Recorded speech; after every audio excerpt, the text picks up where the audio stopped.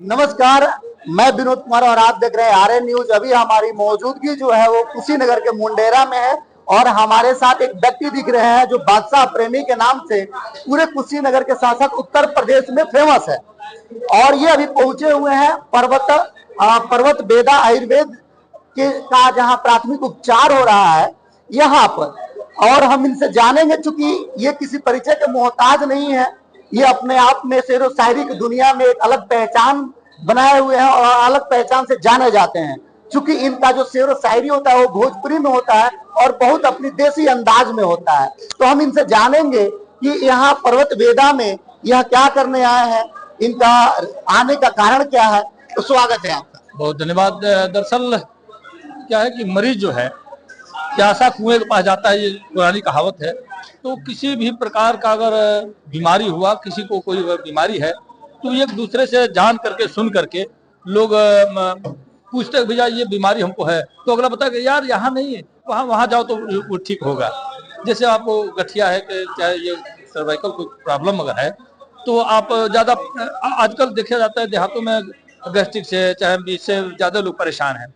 हमको लगता है कि हर घर में अगर 10 लोग हैं एक परिवार में, तो एक आदमी तो मरीज है ही। बिल्कुल, इसलिए कि ऐसे खान पान है, ऐसे रहन सहन हो गया है, ऐसे वातावरण है कि उसको बाहर का हवा नहीं मिल पाता है।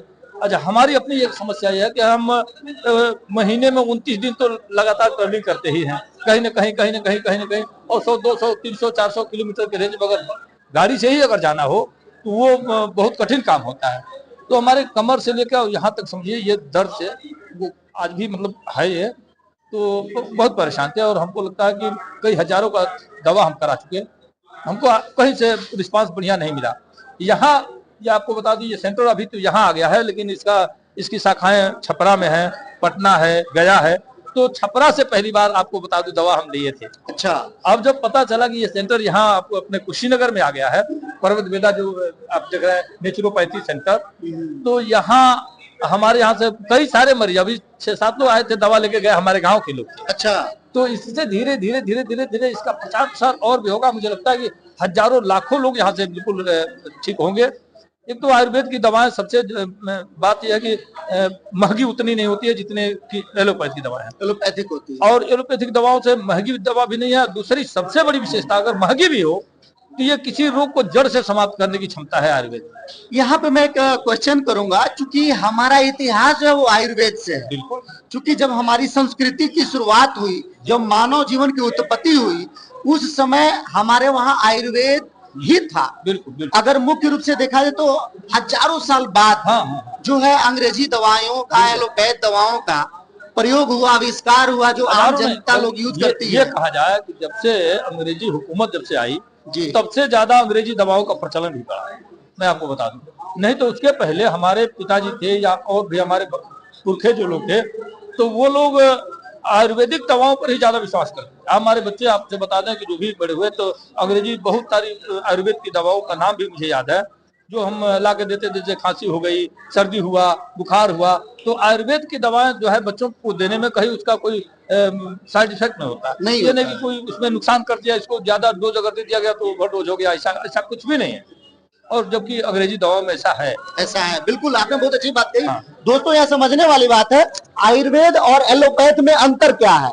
आयुर्वेद वो दवा होती है कि थोड़ा सा ज्यादा भी खा लेंगे तो आपको नुकसान नहीं करेगा, आपके बॉडी को बहुत जगह प्रभावित नहीं करेगा। लेकिन एलोपैथ में, अंग्रेजी दवाओं में क्या है, अगर उसका डोज थोड़ा सा ज्यादा हो जाए तो हो सकता है रिएक्शन हो जाए। क्यों? बिल्कुल, क्या हो सकता है? कुछ भी हो सकता है, आदमी मरीज मर भी सकता है, और बाकी तो छोड़िए, मर भी सकता है आदमी। इसके साथ साथ आज के डेट में लोग जो है, जो आयुर्वेद की दवाओं है, इस पे लोगों का विश्वास कम क्यों है? कम इसलिए है कि तो इसका प्रचार प्रसार नहीं है बढ़िया से।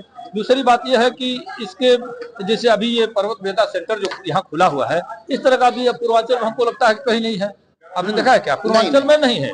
और इस तरह के सेंटर अगर हर जिले पर अगर 1-2 हो जाए तो आज फिर लोगों में इतनी यकीन, इतना विश्वास बढ़ जाएगा आयुर्वेद के प्रति कि इधर लोग आकर्षित होंगे।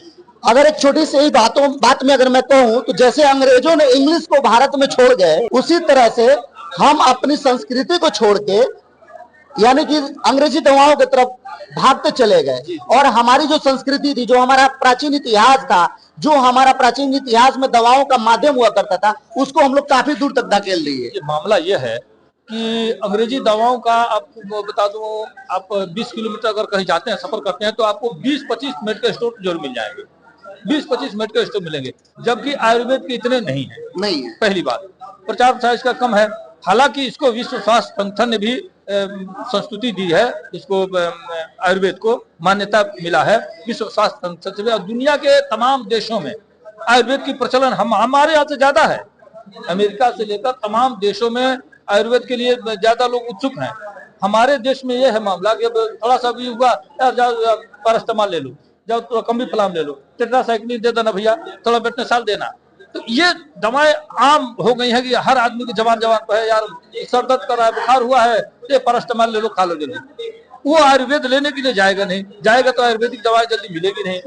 तो इसलिए जरूरी है कि ये पूर्वांचल में समझिए, ये प्रतिष्ठान जो खुला है, हमको लगता है कि लाखों करोड़ों लोगों का भला होने वाला है इससे। आप अपने कविता के माध्यम से 2 लाइन क्या कहना चाहेंगे? हम तो अभी बताए कि रोग रहे तो दवा कराओ, लेकिन फर्जी नीम हकीम से बचना। जो फर्जी टाइप के लोग हैं, जो कहीं किसी ककहरा उनको नहीं पता है दवा के विषय में, लेकिन वो दवा करते हैं। तो रोग रहे तो दवा कराओ, फर्जी नीम हकीम से बचना, और चौराहे पर इश्क करो, पर एंटी रोमियो टीम से बचना। बहुत बहुत धन्यवाद। तो दोस्तों, आप सुन रहे थे प्रेमी बादशाह प्रेमी जी को।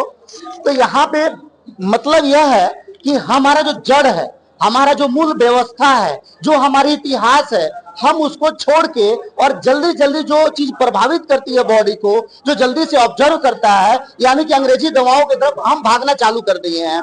और उसका कारण यह है कि हम अपने आयुर्वेद से कोसों दूर जा चुके हैं। आखिर में क्यों?